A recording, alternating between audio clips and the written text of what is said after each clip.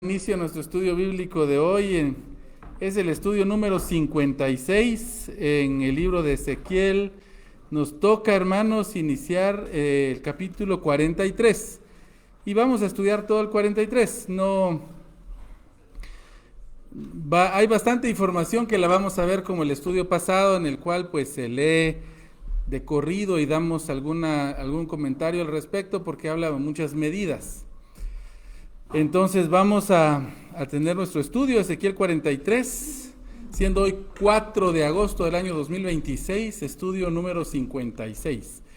Así que increíble que pasaron 56 martes que hemos estado estudiando realmente 55 porque hubo un estudio fueron 56, pero uno que no se publicó y tuvimos que dar dos en uno una vez para hacer un resumen, pero nosotros sí lo tuvimos, pero salió al aire como dos juntos. Así que, bueno, bienvenidos hermanos, qué alegre, de veras es una alegría tenerles y vamos a iniciar con palabras de oración. Nuestro Dios, gracias te damos por tu misericordia, gracias Señor porque nos das el privilegio de ser tus hijos. Gracias Señor porque eres tú el que nos da ese privilegio de poder conocerte un poco, Señor, y cada día aprender más de ti. Gracias, Padre, por los que estamos acá presentes y por nuestros hermanos y amigos que nos ven en las redes sociales, que también estos estudios sean de bendición para ellos. En el nombre de Jesús oramos. Amén. Perdón. Muy bien, hermanos, entonces vamos al capítulo número 43 de Ezequiel y vamos a empezar haciendo un pequeño resumen. No vamos a dar tantos detalles, hermanos, porque gracias a Dios todo está grabado, así que si usted quiere saber más de algo de los capítulos anteriores, pues los invitamos a ver los estudios que están publicados en Facebook Live y también están en YouTube, en la página que se llama Casa San Pablo, así que les invitamos a visitarla también. Bueno, estamos en la última sección, hermanos, del libro, del capítulo 40 al 48. Es la gran sección que nosotros los cristianos le llamamos, bueno, algunos cristianos le llamamos la época del milenio, los judíos le llaman el reino mesiánico, el reino del Mesías en la tierra. Entonces, hemos visto de que este capítulo, esta sección, hermanos, hace grandes divisiones denominacionales. De hecho, hermanos, esta es la sección que divide más denominaciones cristianas evangélicas. Esta sección es la que más divide a grupos cristianos, principalmente entre los grupos del catolicismo romano y dentro de los evangélicos, pues anglicanos, luteranos, reformados, lo ven como una parte muy simbólica y nosotros los dispensacionalistas lo vemos como un hecho que va a ser realidad en el futuro todavía nosotros. Quiero recalcarles a nuestros oyentes y que nos siguen en las redes sociales y a los hermanos acá presentes de que nuestra postura es de que nuestra posición escatológica no debe dividirnos como cuerpo de Cristo. La salvación es algo que Cristo hizo por nosotros y el que cree en Jesús es salvo. Algo que siempre les hemos animado a nuestros amigos que vean a Jesús y crean en Él como su Salvador. Eso es lo que nos da la vida eterna y lo que nos hace hermanos a los creyentes en Cristo. Nuestra posición sobre si va a haber milenio o no, si somos amilenialistas, o sea que no creemos en el milenio, somos postmilenialistas, que es diferente a lo que nosotros creemos también. Pues hermanos, gracias a Dios todo eso no nos da la salvación y no debería de dividirnos, pero sí creo que es de hermanos en Cristo tener posiciones diferentes, emocionarnos, debatir en amor. Creo que todo eso no se debe perder. Sí me opongo rotundamente a los que, basado en estas posiciones, tachan a uno u otro grupo de no ser creyentes. Eso, primero, es una bofetada a Cristo, porque la salvación no tiene nada que ver por esto. Nuestras posturas teológicas sobre escatología, pues debemos de tenerlas, debemos debatirlas en amor, en por razones espirituales y también académicas. Dicho esto, pues vamos a mencionar algunas cosas aquí interesantes. Estamos viendo, hermanos, cómo el Señor le está revelando a Ezequiel cómo será el templo milenial. Les digo brevemente, vean los estudios anteriores porque está con mucho más detalle. Han habido a través de la historia diferentes templos en Jerusalén que los judíos han tenido. El primero fue el que fue edificado, buenas noches señorita, adelante, por el rey Salomón. Es interesante que la segunda gran construcción fue en tiempos de Nehemías, de Esdras y Zorobabel. Sin embargo, ni los judíos ni los cristianos lo consideran segundo templo. Se le llama segundo templo hasta el que fue remodelado por Herodes porque hizo una transformación más grande. Sin embargo, la Biblia en ningún lugar, hermanos, considera estos templos haber sido habitados por el Señor con su presencia Shekinah, como le llama la Biblia. No hay evidencia de eso en la Escritura y definitivamente no es este templo. Nosotros creemos que van a haber dos templos futuros más adicionales. Un templo que nosotros le llamamos el templo tribulacional, el cual creemos que los judíos están ya en planes de hacerlo.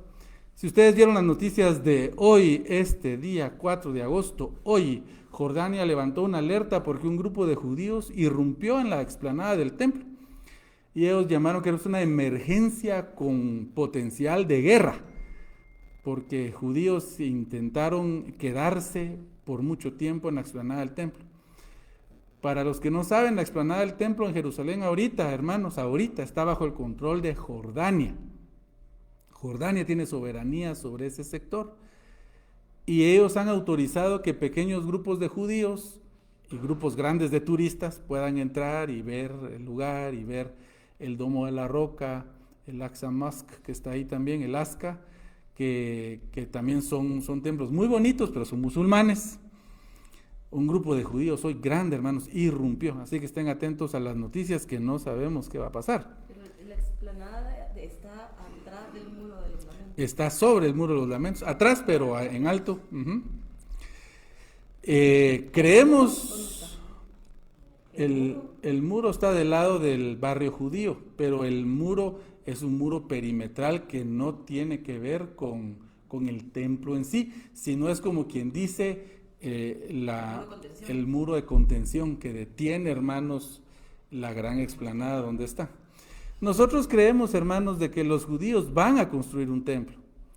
Y contrario a lo que algunos piensan, no es que querramos que hagan un templo. Ellos quieren hacer un templo, van a hacer un templo, porque la evidencia bíblica es de que ahí se va a querer sentar el anticristo.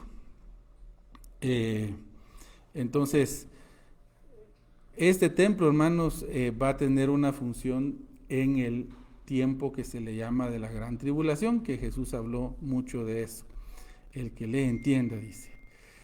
Muy bien, en el caso de este templo que estamos viendo ahorita, este es el templo del milenio, es muy diferente. Y ya vimos, hermanos, de que la descripción que vamos viendo hasta ahorita es completamente diferente a los templos anteriores. Y hoy, el estudio de hoy, se enfoca, hermanos, en cómo Dios llena su presencia, el templo milenial. Y esto no ha pasado, no ha pasado. Y medidas como este templo, el tamaño del templo y todo esto no se ha visto, hermanos, en Jerusalén. Dado esto, hermanos, es de que muchos grupos, hermanos en Cristo, piensan que las medidas y todo lo que el templo refleja está hablando, hermanos, de un llamado a la adoración y un símbolo del gran templo espiritual que es la iglesia. Y así lo ven ellos. Nosotros creemos de que eso sería una gran dificultad con el contexto general del libro, porque Ezequiel, hermanos, habló de la misma manera las primeras dos grandes secciones y todo lo que dijo se cumplió tal y como él lo dijo. Algunos dicen, bueno, pero él habló alegorías, sí, pero las dijo. Él dijo, miren, esto es un ejemplo porque esto representa tal y tal cosa. O sea, cuando Ezequiel habló alegorías, habló ejemplos, Ezequiel mismo dijo que eran alegorías. Por ejemplo, cuando habló del valle de los huesos secos, ¿se recuerdan qué dijo que era eso? Él dijo que esto es Israel que va a estar. Segundo, cuando habló de las dos varas, las dos estacas, que dijo, agarra una vara y otra y júntalas, ahí mismo aclaró, hermanos, y él dijo, esto representa a Judá con su Israel y a Israel con sus tribus. Y ahí vimos por qué hizo esa clasificación. También vimos, hermanos, claramente cómo la Biblia profetizaba de este tiempo de Israel en el cual estaba formado, pero no era espiritual. Y lo dice claro la Escritura, porque algunos piensan que este Israel no encaja, porque no es creyente, porque es un Israel apóstata, y es exactamente lo que Ezequiel dice en el Valle de los Huesos Secos. Es Israel, el tiempo donde va a ser restaurado consta de un tiempo en el que ellos no son creyentes, no están en comunión con Dios. Es más, es en la angustia que ellos piden ayuda y Dios viene y se revela a ellos, y viene Cristo y se revela a ellos, y al verlo creen en Cristo, porque para ser salvo hay que creer en Cristo. Hay otras dificultades, hermanos, que estos textos nos dan a nosotros mismos, hermanos, que las vamos a ver en el texto porque se tocan hoy, y yo quiero que vayamos viéndolo para que tengan ustedes algún contexto adicional. Dice versículo 1, me llevó luego a la puerta que mira hacia el oriente. Y para que tengamos el contexto, ¿quién fue, hermanos, el que llevó a Ezequiel ahí? ¿Se recuerdan quién es el que está llevando a Ezequiel por todos lados? ¿Se recuerdan? No. El hombre, hermanos, exactamente, el hombre con aspecto como de bronce. El original dice como bronce refulgente, cabal haciendo una alusión a Apocalipsis 1:15, y basado en eso y en otros textos podemos ver que la identidad de este ser es el Señor, hermanos, el que está mostrándole a Ezequiel todas las dimensionales del templo. Para verlo a las dimensionales pueden ver el estudio número 54 y 55 que se dio con detalle. Dice que lo llevó a la puerta que mira hacia el oriente. 2. Y he aquí la gloria del Dios de Israel que venía del oriente, y su sonido era como el sonido de muchas aguas, y la tierra resplandecía a causa de su gloria. Y miren, hermanos, nada es casual, porque así de esa manera lo cita Apocalipsis, hermanos. Si se recuerdan, la gloria de Dios viene del oriente, pero en Apocalipsis 1:15 dice que sus pies semejantes al bronce bruñido, refulgente como un horno, y su voz como estruendo de muchas aguas, tal y como dice Ezequiel 2, y su sonido era como el sonido de muchas aguas. Así que la gloria era refulgente. Apocalipsis 21:23 nos habla de cómo va a ser la gloria en el tiempo eterno, en el estado eterno, no en el milenio. Acuérdense, hermanos, que el milenio es un estado en el cual Dios le demuestra a los diferentes grupos que habitaron la tierra cómo su revelación sí podía llevarse a la práctica. Eso es lo que tenemos que tener claro si no se quieren perder. Desde la creación, ¿sí? Por ejemplo, desde la creación vamos a ver al animal convivir entre salvajes, con carnívoros, con herbívoros. Y eso demuestra cómo era la intención de Dios desde el tiempo. Desde la administración, eso lo vimos con bastante detalle hace 2 estudios, si lo puedes ver ahí, pero en general eso se le va a demostrar a la iglesia cómo se pudo vivir en la libertad que Dios nos da, sin embargo, con el amor de servirle y amarle, porque todavía va a estar la posibilidad del pecado. A Israel se le va a demostrar cómo era que su templo debía haber sido utilizado, y por eso Dios va a permitir que hayan sacrificios conmemorativos, porque casualmente hacen falta los sacrificios del día de la expiación, lo cual no aparece en este templo. Hay sacrificios expiatorios, pero no el del día de la expiación, que es el que simboliza el perdón de los pecados de la iglesia y de todo el creyente. También no hay sumo sacerdote en el templo. tampoco hay división de velo en este templo, tampoco hay arca del pacto. Sin embargo, sí está la presencia de Dios. Entonces, creemos de que todo lo que se revela acá, y no solo en Ezequiel, sino los pasajes también de Zacarías y de Isaías que hablan al respecto, nos muestran que Dios en este reino le va a demostrar a la humanidad cómo todo lo que Él hizo a través de la historia se podía llevar a cabo de manera correcta, honrando a Dios como Él quería que se hiciera. Así que vamos a ver, porque de eso van a hablar acá, pero hermanos, y lo que dice la doctora Bonilla es uno de los puntos más críticos, que incluso a los dispensacionalistas nos causa escozor que hayan sacrificios nuevamente en el templo milenial. Sin embargo, hermanos, gracias a Dios hay bastante evidencia bíblica para poder orientarnos de mejor manera. La primera, ningún sacrificio nunca hizo expiación de pecados, nunca, ni los de antes, ni los de después de Cristo, nunca. Dice la carta a los Hebreos en el capítulo 10 que todos esos apuntaban al gran sacrificio. Creemos que así como antes apuntaban hacia adelante, los del milenio van a apuntar hacia atrás con una gran conmemoración de lo que Cristo hizo. Como la Santa Cena que apunta a algo que Cristo ya hizo. Aparte, también hay un evento nuevo testamentario de un apóstol que participó en sacrificios siendo creyente, amando a Cristo, pagándolos él mismo y participando del sacrificio. Lo cual nos dice que participar de sacrificios no es algo que debería de escandalizarnos. Sin embargo, el apóstol Pablo, en Hechos capítulo 20 al 22, podemos ver toda la secuencia de qué pasó en eso. Pero él pagó los sacrificios y participó. Ahora, que él creyera que esos sacrificios le daban la vida eterna, no. Él mismo lo explicó en todas sus cartas, que la salvación no la da el Señor.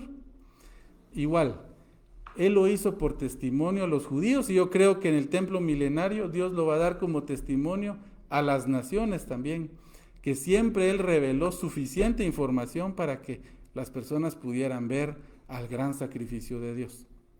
Ahora, regresando al pasaje de hoy. Dice el 3, y el aspecto de lo que vi era como una visión, como aquella visión que vi cuando vine para destruir la ciudad. Y las visiones eran como la visión que vi junto al río Quebar, y me postré sobre mi rostro. ¿Y qué visión es? Aquí ya nos va a decir, pero ya nos adelantamos a pensar, hermanos, en la Merkabá. La Merkabá es el gran trono móvil de Dios. Como aquí Ezequiel ya no dio una nueva descripción, sino él mismo se cita a sí mismo, si notan, dice, como la visión que vi cuando estaba en el río Quebar, y él la describió. Si ustedes quieren verla con detalle, vean Ezequiel, todo Ezequiel capítulo 1, y ahí vamos a ver todos los detalles, hermanos, de lo que es la Merkabá, o el gran trono móvil de Dios. La Merkabá, hermanos, es la que protegía la gloria de Dios, y Ezequiel está diciéndonos, así como la vi, la estoy viendo. Entonces yo les digo igual, si ustedes no oyeron ese mensaje, pueden regresar a verlo, porque es lleno de detalles. Ustedes saben que nos llevó 3 estudios solo ver y entender de mejor manera la Merkabá, que para mí es lo que yo estudié que más impactado me dejó, más motivado, más maravillado de Dios, y tal vez retado a mí mismo a buscar y a servir más al Señor, ver la magnitud, la dulzura de esos seres también tan especiales, y cómo sirven a Dios, cómo se presentan. A mí me impactó de una manera muy, muy, muy especial. Si no lo han visto, véanlo, porque tiene mucha información para nosotros hoy. Ahora, Ezequiel dice, vi a la Merkabá venir, y Ezequiel dice que se postró sobre su rostro. Esa es una forma de decir que humildemente se postra en adoración a Dios, porque él sabe que ahí viene la presencia de Dios. Y la gloria de Jehová entró en la casa por la vía de la puerta que daba al oriente. Y la Merkabá, hermanos, que lleva la gloria de Dios, entró en esa puerta. Ahora, Dios va a hacer algo especial con Ezequiel, porque Ezequiel, aunque es sacerdote, Dios lo quita para él entrar. Noten el 5. Y me alzó el espíritu y me llevó al atrio interior, y he aquí que la gloria de Dios llenó la casa. O sea, él se tuvo que quitar porque aunque era sacerdote, él, hermanos, no podía estar ahí. No podía humano estar ahí cuando la gloria de Dios llena el templo. Solo una aclaración, en nuestra Reina Valera dice, y me alzó el espíritu.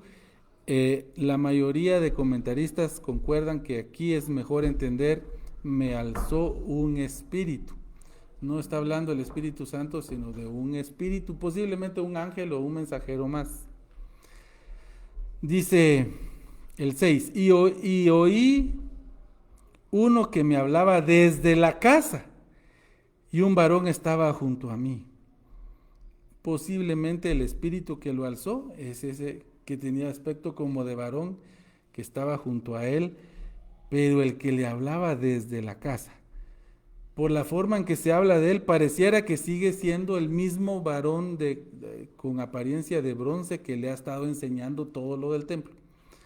No dice con claridad, puede que sea otra persona, pero no describe mucho de él, así que podría ser el hombre de bronce, como de bronce.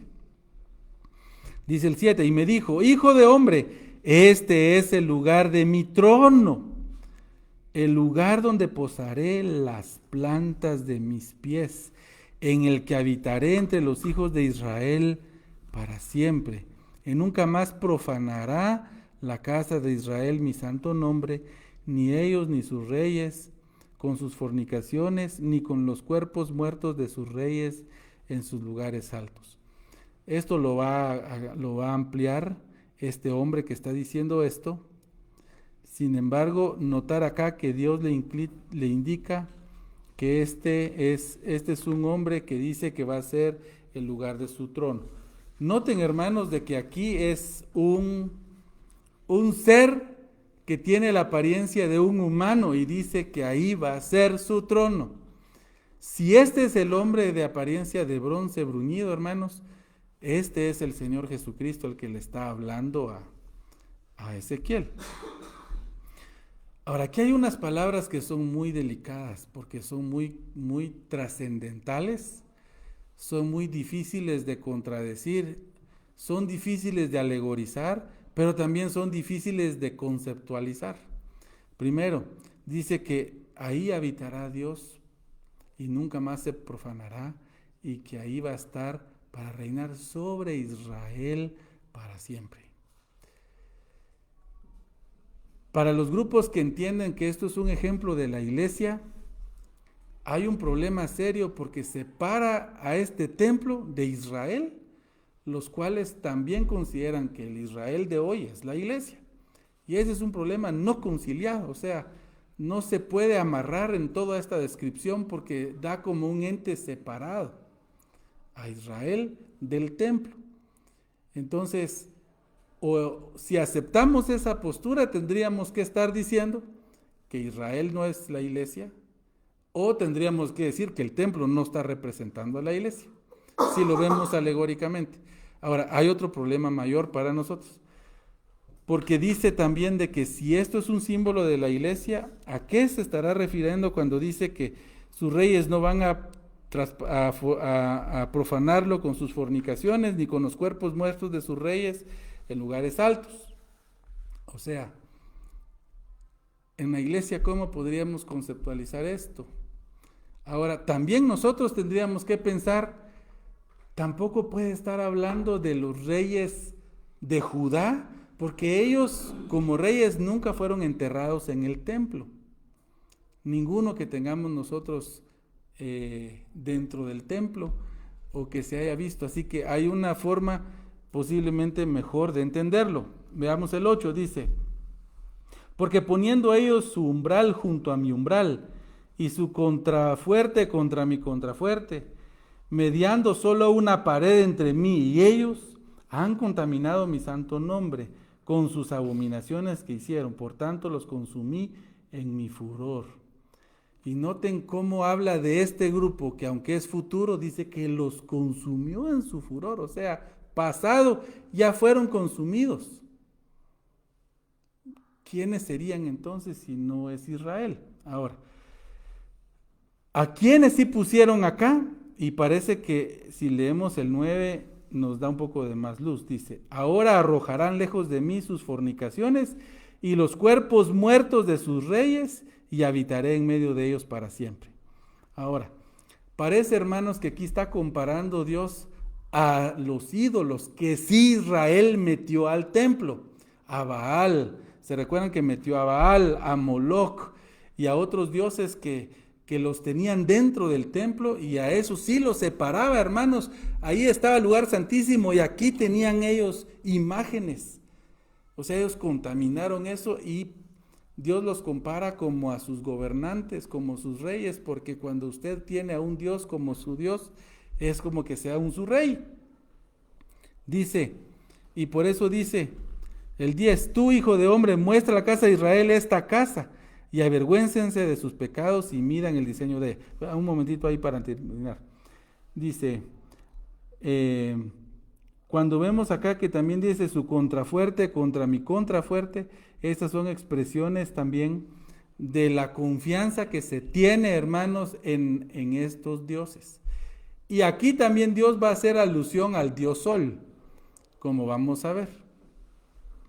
Ahora, ¿sí? Tengo duda en el 7, dice, ni con los cuerpos muertos de sus reyes en esos lugares altos, también tenían dioses en lugares altos. Sí, exacto. Los lugares altos eran para honrar a dioses. Y como esos dioses los tenían como estatuas de piedra o eran imágenes En los lugares altos. en los lugares altos, y también los de dentro del templo eran de esa manera. Y son cuerpos muertos de sus reyes porque estos son como muertos, o sea, estos dioses no tienen vida. Dice el 10, y tú, hijo de hombre, muestra a la casa de Israel esta casa y avergüéncense de sus pecados y miran el diseño de ella.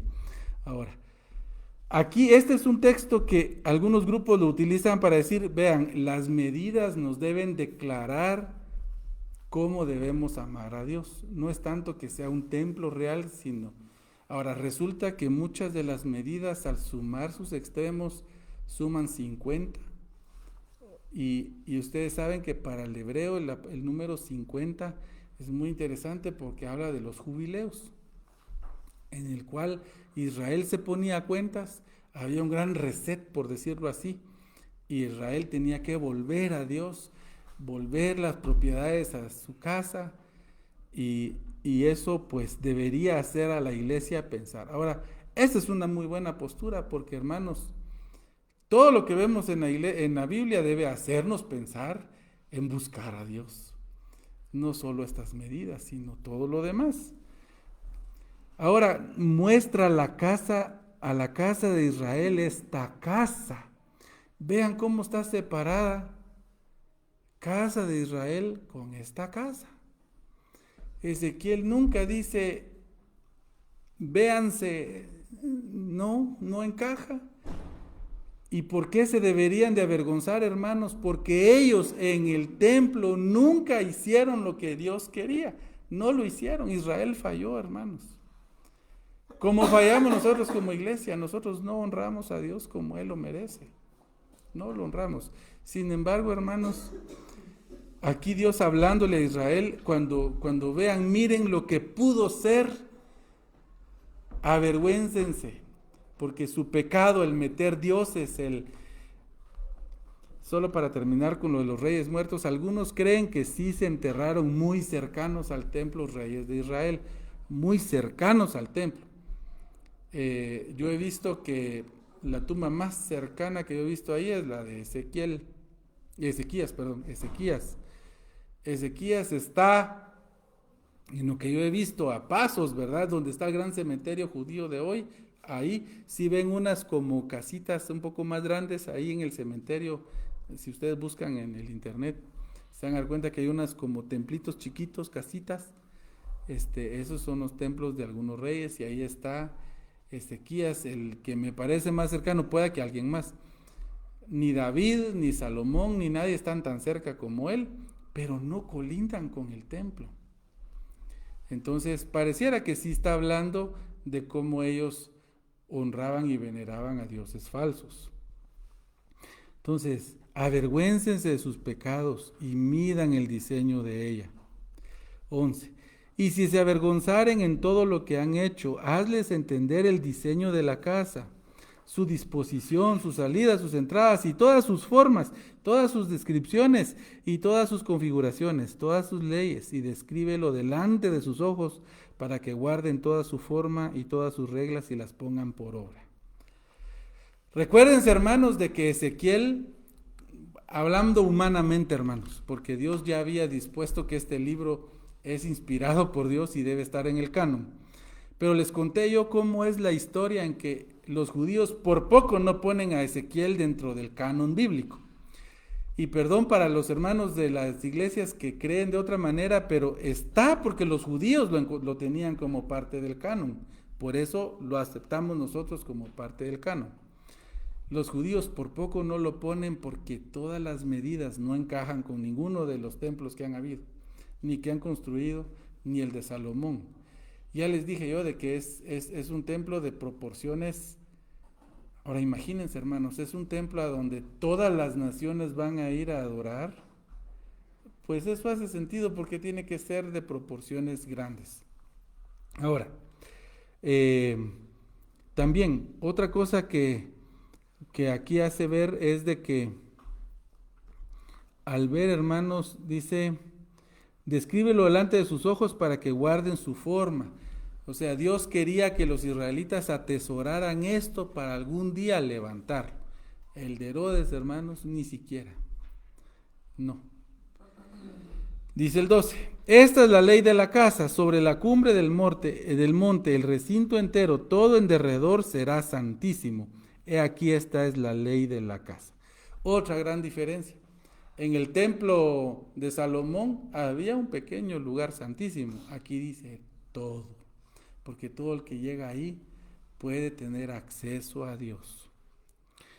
Dice 13, estas son las medidas del altar por codos, y eso lo vamos a leer de corrido. El codo de a codo y palmo menor, la base de un codo y de un codo el ancho, y su remate por su borde alrededor de un palmo. Este será el zócalo del altar.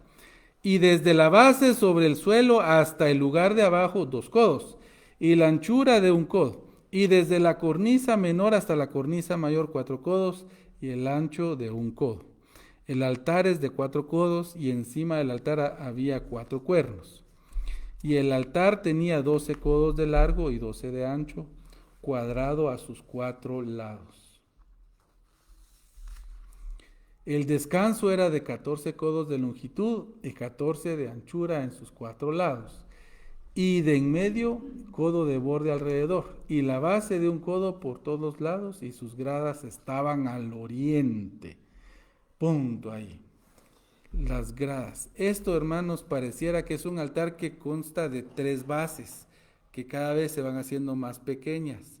Pero por el lado oriente, hermanos, la que da al oriente, habían gradas para subir hasta el hogar o hoguera donde se iba a hacer el fuego para quemar el sacrificio. Esto, hermanos, estaba expresamente prohibido en el templo de Salomón. No podía haber gradas.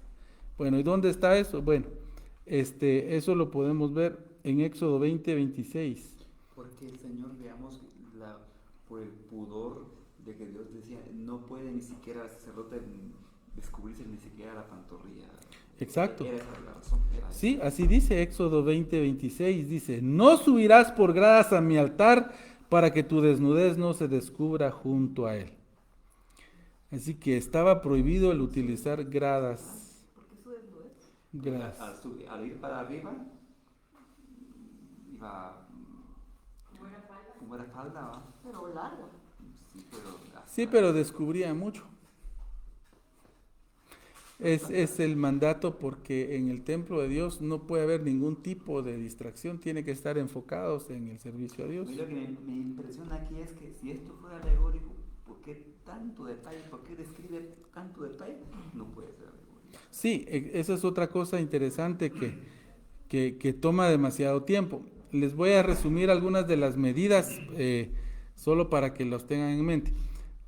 Por ejemplo, la base o el zócalo, su altura es de un codo, o sea, más o menos 52.5 centímetros. El ancho del zócalo es de un codo también, o sea, de 52.5 centímetros. El borde de la base, hermanos, que es un bordecito que se hacía en la base, era de 22.5 metros, o sea, de un palmo. El nivel inferior, la primera base, era de altura de 2 codos, o sea, 1 metro con 5 centímetros. El ancho aproximadamente de 52.5 metros. De 0.52 metros, o sea, 52.5 centímetros. El nivel intermedio, su altura era de 4 codos, o sea, 2 metros 10. Y el ancho del intermedio de más o menos 52.5 metros. Y la hoguera aproximadamente de 4 codos, o sea, 2.10 metros. La superficie de la hoguera era de 6.3 por 6.3 metros. El descanso, o sea, la cornisa, que es el descanso, de 7.3 por 7.3 metros. Y la base alrededor de 52.5 centímetros. Entonces, si vemos estas medidas, hermanos,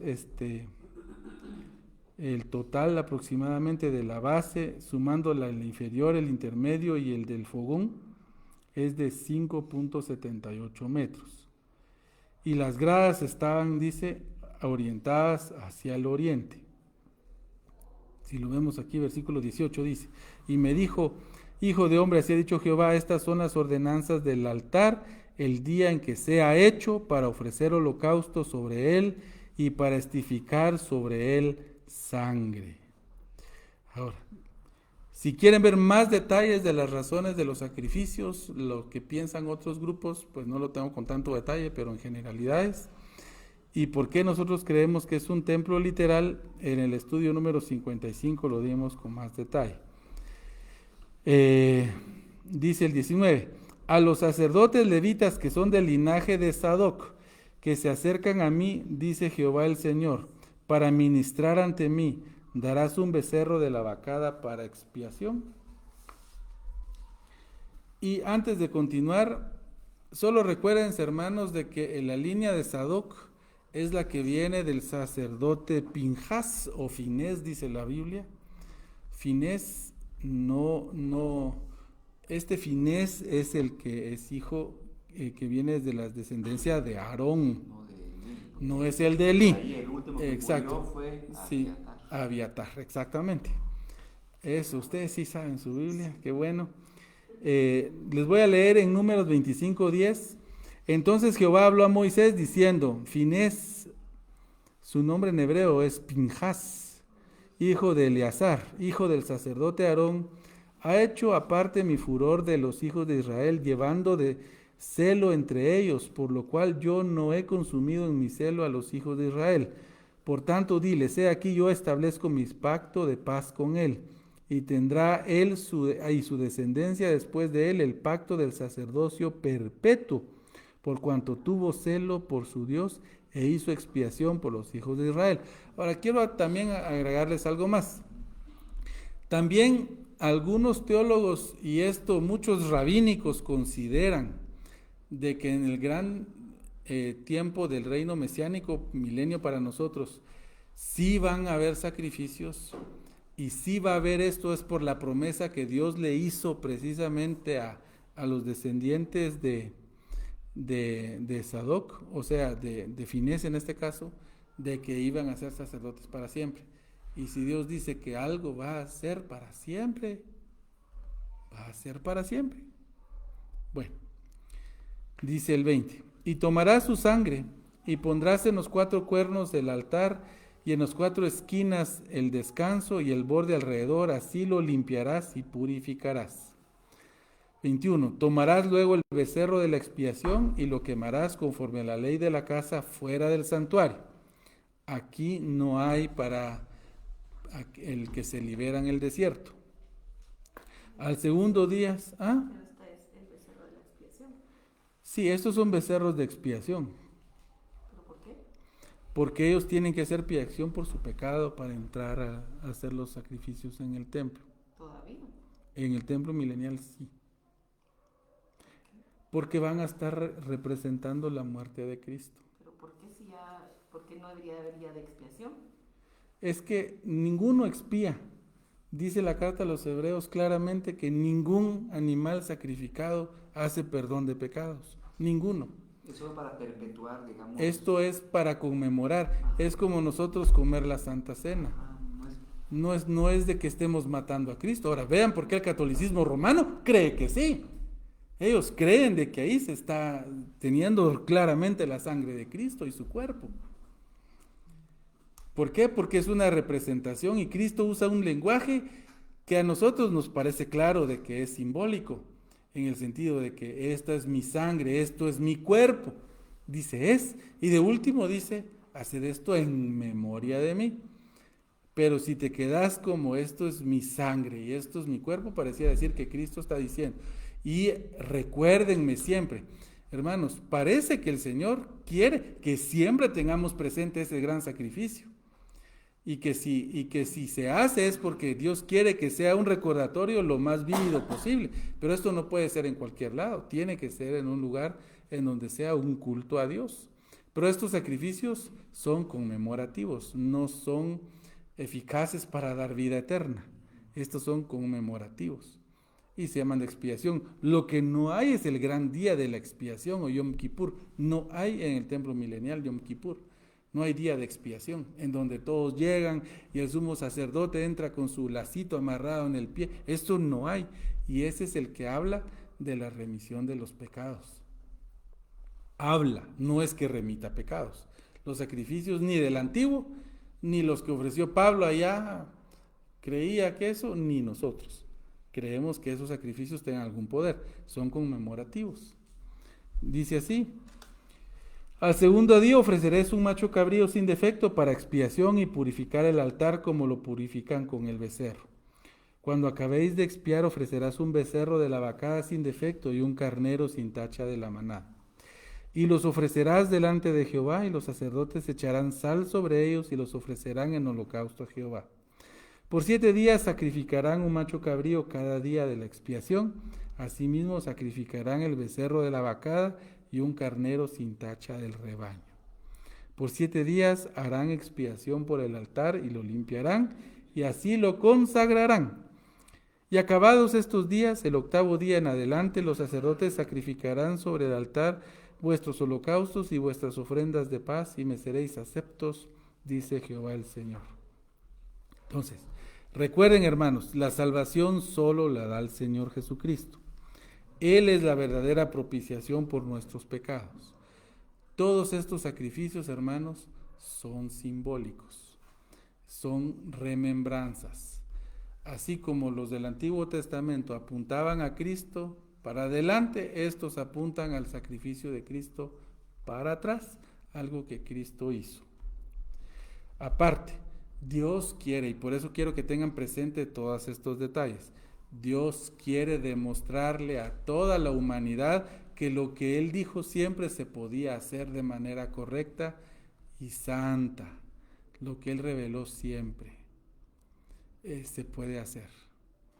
Y Dios Él quiere demostrarle a Israel que eso se podía llevar a la práctica de manera correcta. ¿Cómo lo va a hacer? Así como lo está diciendo Él acá. Y estoy seguro que muchos detalles que no nos da. Hay cosas que siguen siendo un misterio para nosotros. ¿Cómo será realmente el tiempo milenial? Es difícil verlo desde esta dispensación. Es otro tiempo. Por eso los que se quedaron en la dispensación de la ley, hermanos, les cuesta entender a Cristo. Les cuesta entender que Él es el Cordero verdadero que quita el pecado del mundo. Les cuesta entender que lo que ellos hacían solo apunta a Cristo. Les cuesta entender de que nosotros somos salvos solo por creer. Les cuesta entender que Él es Dios. Eso es uno de los principales tropezaderos del judío hoy. Es que ustedes creen en un Dios hombre, no les cabe. Y tienen pasajes que si yo se los digo a algunos cristianos, cruzan los ojos y les costaría dar una respuesta. Por ejemplo, dice Dios, yo no soy hombre, claramente, ni hijo de hombre para que me arrepienta. Y eso decimos, sí, pero traslademos eso, claro, tiene su explicación, claramente. Quiero decirles que dentro de las dispensaciones, las otras parecen no encajar, pero Dios así lo diseñó, así trata con la humanidad. ¿Son dos o tercer plan o que porque no funcionó este? No. Este es un plan eterno de Dios que así ha querido que se desarrolle. Oigan, dice el 27. Y acabados estos días, el 8º día en adelante, los sacerdotes sacrificarán sobre el altar vuestros holocaustos y vuestras ofrendas de paz y me seréis aceptos, dice Jehová el Señor. Noten el lenguaje. Los sacerdotes sacrificarán.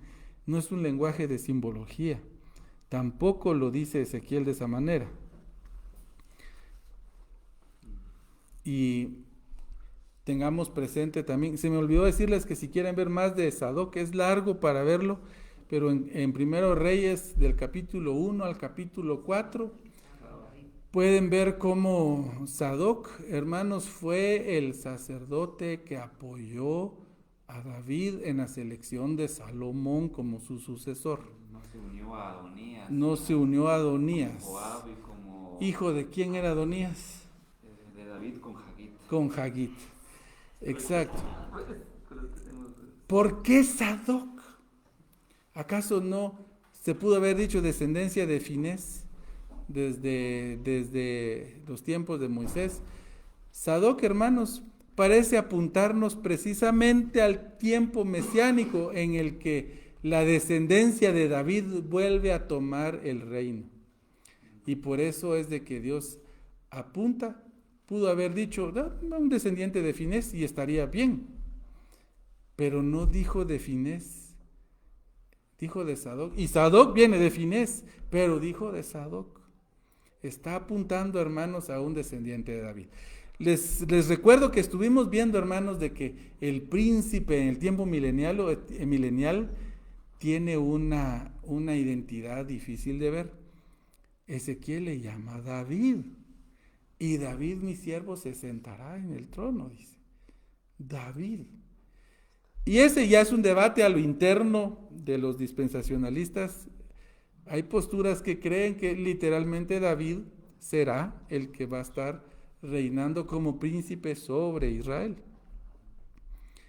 Algunos creen que no se refiere a David, sino es una forma de hablar a la casa de David, el descendiente de David, que es de la dinastía davídica, que obviamente Cristo como descendiente de David. Pero es interesante porque le llama David al Mesías y también le llama José en otras palabras, en otros pasajes. Entonces, pareciera que también es una forma de decir que Dios va a reinar sobre las 12 tribus. Váyanse preparando porque ahorita vimos que el templo otra vez se llenó de la gloria de Dios, pero también viene también más disposiciones, la división nuevamente del territorio en las 12 tribus. Dios lo va a hacer. Así que, bueno, hermanos, espero que ustedes estén emocionados como yo. Vayan apuntando. Un dato más, hermanos, estuve yo investigando sobre otra nación, que haya renacido, hermanos, después de más de 1000 años. Puse 1000 años en todas las IAs que tengo. Una nación que haya renacido después de 1000 años. No hay. Y si usted todavía cree que eso no es un milagro y que Dios nos está hablando también con cumplir su palabra, es difícil, exactamente, o sea, Dios, hermanos, sí permitió levantar, pero Israel es un corrupto, sí, hermanos, tal y como dice el Valle de los Huesos Secos, Israel va a tener carne, pero no espíritu, no lo va a tener, hasta que están al borde de la muerte y pidan auxilio. y Dios les da el Espíritu. ¿Para qué? Para que crean. De hecho, lo hace más claro que Israel hoy no esté confiando en Dios.